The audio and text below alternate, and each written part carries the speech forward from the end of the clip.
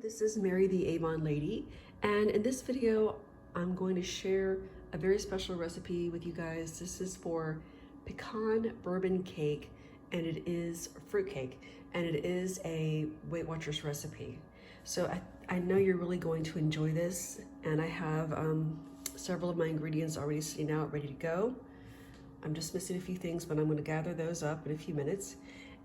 Let me just tell you, there's one ingredient that I couldn't find this year, and that is, I think you say calamurna figs. So I decided to go with a substitute. I decided to use dried plums or prunes as a substitute, and we're going to see how that works out. I'm sure it's going to be fine. This recipe does have bourbon, just so you know. That's why they call it pecan bourbon cake. And I think this would make a great gift to give to people. They'll never know that it's a Weight Watchers recipe if you don't tell them.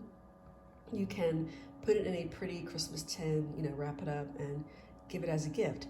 And if you want to make these ahead of time, now I really haven't tried this, but I think you can store these in a bourbon soaked cheesecloth. You wrap it up in that and then store it in an airtight container. And the recipe says that you can preserve it for up to 3 months, so that you can make these about 3 months ahead. I haven't tried that, but that's just a little tip for you if you want to give that a try, just so you know. Okay, so I'm preheating my oven. You're supposed to bake this at 325 degrees Fahrenheit. However, my oven tends to bake things a little bit too fast, so I have to adjust either my cooking time or my temperature. In this case, I'm going to adjust the temperature, and I'm going to set it for 310 degrees. Okay, so I have my prunes chopped up. I'm substituting these for the calamurna figs, which the recipe calls for, but I couldn't find those, so I'm going to use dried plums or prunes as a substitute, which you can do for fruitcake. And I also, so this is 1 cup, equal to 1 cup. I chopped those up, and I have 2 cups of pecans here, pecan pieces, and I have about 1 cup of raisins. I've already cracked my eggs, and I've separated the yolks from the egg whites. There's 3 eggs there. So I have those ready to go, and my butter is softening right now as we speak. And I have greased my bunt pan that I plan to use. Just gotta put some flour on that soon.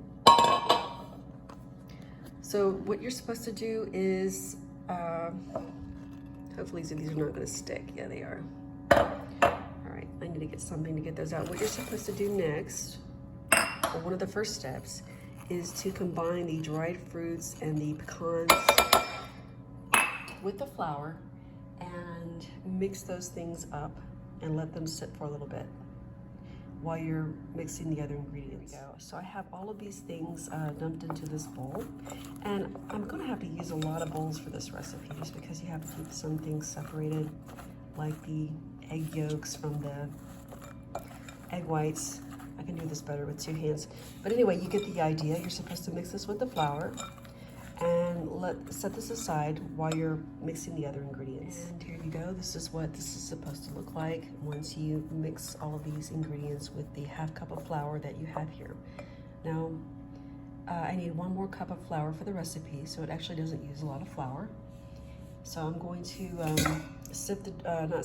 combine the dry ingredients, and then we're going to work on the wet ingredients after that.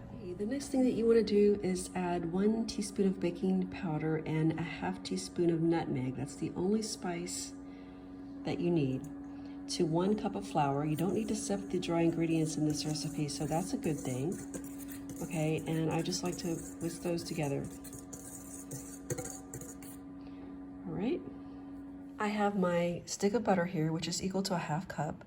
I have 3/4 cup sugar, and I have 2 teaspoons of vanilla extract, which you can see here in the corner. It's dark, so that's vanilla.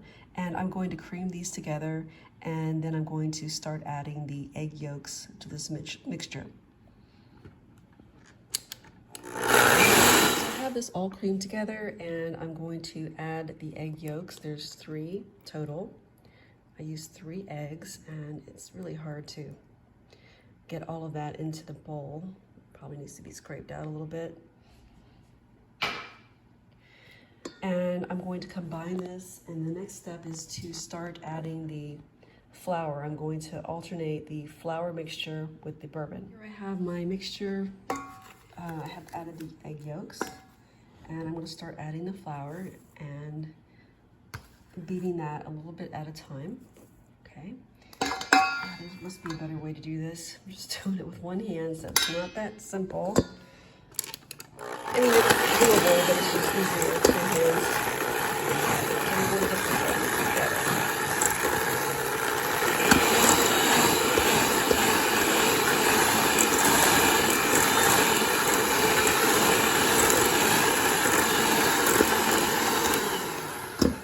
Okay, I'm trying to keep going with it one hand. All right, then you want to scrape the sides. Obviously, you want to get all of this stuff into the mix. You know, you can wind up with a lot of your flour and sugar or batter or whatever on the sides of the bowl, and you know, that's not going to be any good. It's not going to do your recipe any good. Okay.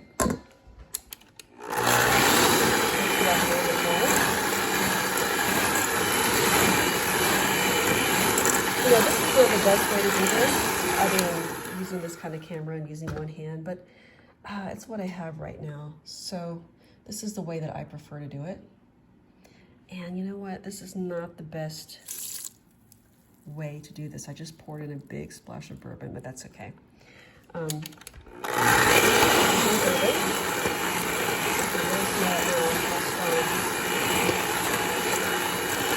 day I'll have it on camera. I just don't know what kind of camera I want to buy, so that's why I'm delaying it. All right, let's add a little bit more flour. And you just repeat the process. You know, you keep adding the flour, then the bourbon, until you get it all combined. You get the picture. So I'm not going to bore you with the whole process. Just added some more flour. I'm going to add another splash of bourbon.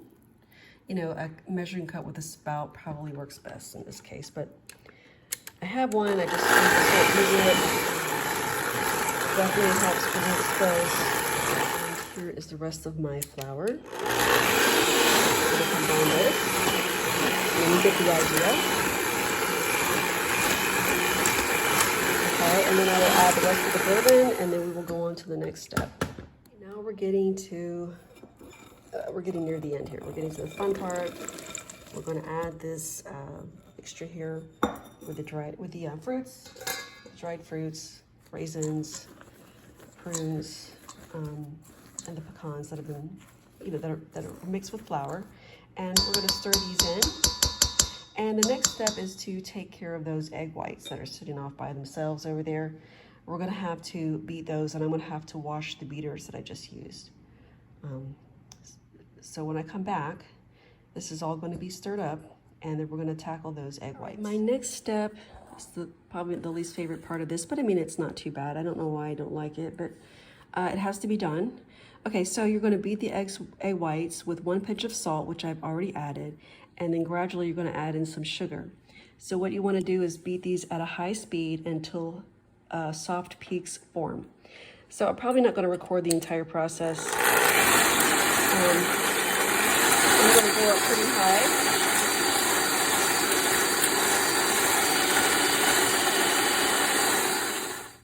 Okay, I think that is probably good enough. So I'm going to add this to the mixture, and then I'm going to fold the whites into the batter, sorry. You don't want to over stir it, that I know for sure. Just a little. There's my egg whites inside the mixture, and I'm going to have to gently fold this in. So I have to put my phone down to do that. People make jokes about fruitcakes, but you know, like Clucks and fruitcakes, or how much they hate fruitcakes. Remember that movie, National Lampoon's Vacation, the first one, where the aunt, I can't remember her name, Aunt somebody, talks about how much she hates fruitcakes. Anyway, this is not like that. This is a great fruitcake, and I promise you that the majority of people will love it. and they'll never know that it's Weight Watchers unless you tell them. But of course, you know, for somebody who doesn't drink at all, they may not love it, but I think the majority of people will love it. It doesn't have that much alcohol in it, a half a cup for the whole cake. I'm back, and here you see the finished result. I baked this in a bundt pan, and as you can see, it's a small cake, but it is a Weight Watchers dessert. So, you know, it's supposed to be a low fat, low calorie treat that you can enjoy. And if you don't tell people that this is Weight Watchers, they will never know the difference. So you don't have to tell them that. I don't like baking things in bundt pans just because sometimes I'm afraid that the cake is going to get messed up and fall apart whenever I turn it over and, you know, dump it onto a plate. I don't really want to say dump, but you know what I mean, just kind of gently try to get it out of the pan as best I can. So this was pretty easy to get out. It just sort of broke in a few places, but that's not too bad. Nobody will know unless you point it out.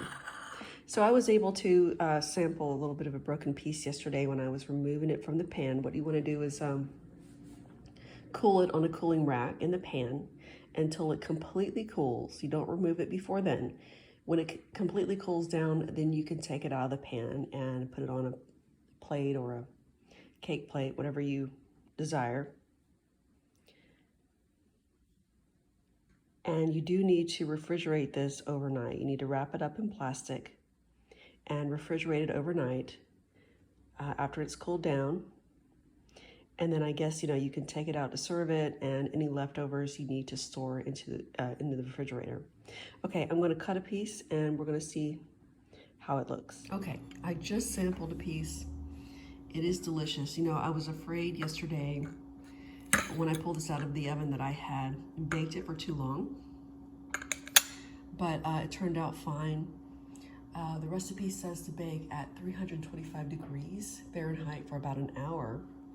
I adjusted my temperature. I lowered it to about, let's see, what did I say, 325?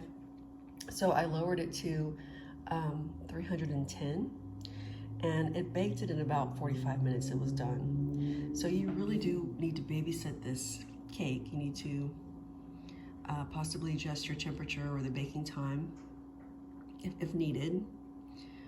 The first time I would kind of babysit it, and when it starts to smell done, you need to pay attention and you know, test it with a toothpick, or you can insert, you know, a butter knife into the center of the cake. I mean, a toothpick is better, but whatever you have, just to see if it's done. If it's not done, stick it back in the oven, let it bake a little bit longer. But if it is done, of course, you need to remove it because you don't want it to, you don't want to over bake it because then it won't be good. So it's really good. And it tastes delicious. Sorry, my mouth is full. With the plums, I don't even notice a difference really. Okay, despite the fact that this is a low calorie, low fat dessert, it still doesn't last very long in my house, you know. It's that good. It doesn't taste low calorie or low fat. So you just want to not eat too much of it. Then that defeats the whole purpose of baking something that's Weight Watchers. I do hope you get a chance to make this cake, and I hope you enjoy it. And as I've already said before, you can make this as a present. You can give it as a present to someone. You can put it in a pretty tin, you know, wrap it up. And the recipe says that you can store it. You can wrap it up in, I believe, cheesecloth that's been, some kind of cloth, I think, what is it, cheesecloth that's been soaked in bourbon. And you can store it in the refrigerator for 2 or 3 months. I think 3 months is the max. It is absolutely delicious. Give it a try. You won't regret it.